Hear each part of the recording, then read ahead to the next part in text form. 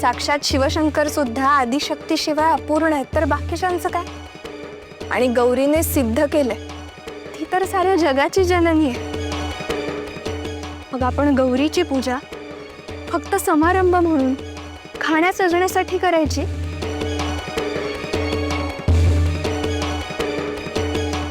की तिच्याकडून काही शिकण्यासाठी? ह्या चालीरीती मी नाही निर्माण केल्या, आपल्या पूर्वजांनी घालून दिल्यात त्या. त्यांना काही वेळ जात नव्हता का खूळ लागलं होतं?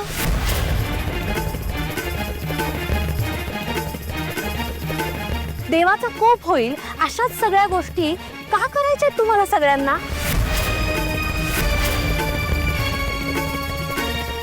नाही म्हणणार नव्हते, पण म्हणते. त्याची शिक्षा लगेच तयार असते. हिशेब मागाहून वगैरे भानगड नाही. हा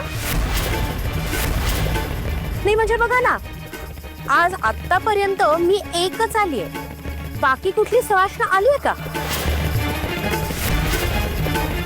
नाही ना.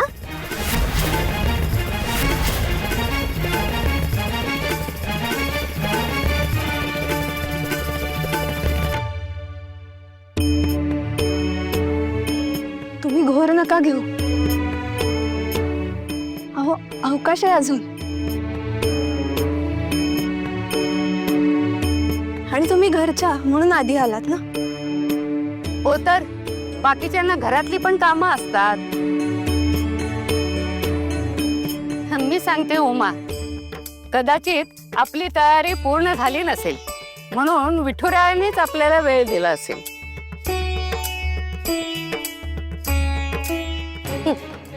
नाही तुम्ही काही म्हणा, पण तुमच्या या अगोचर वागण्यामुळे आज एकही सवाष्ण येणार नाहीये बघा.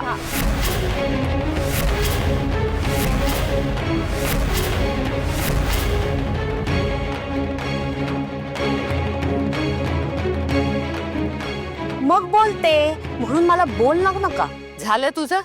हे बघ भामे, आम्ही जे काही करत असतो ते परमेश्वराला आणि आमच्या अंतरात्म्याला स्मरून करत असतो. तेच अंतिम असतं आमच्यासाठी.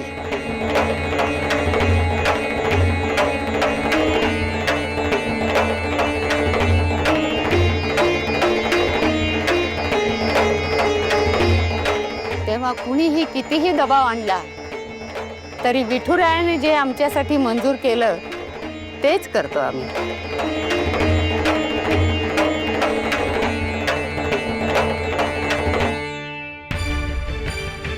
तुमची मर्जी, मी कोण बोलणारी.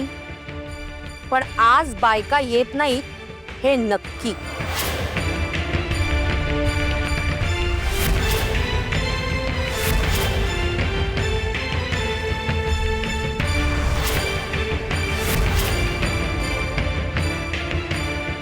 आजी आम्ही आलोच. अगं कुठे? आवरायचं नाही का तुला? लुगडं वेचणारस ना तू?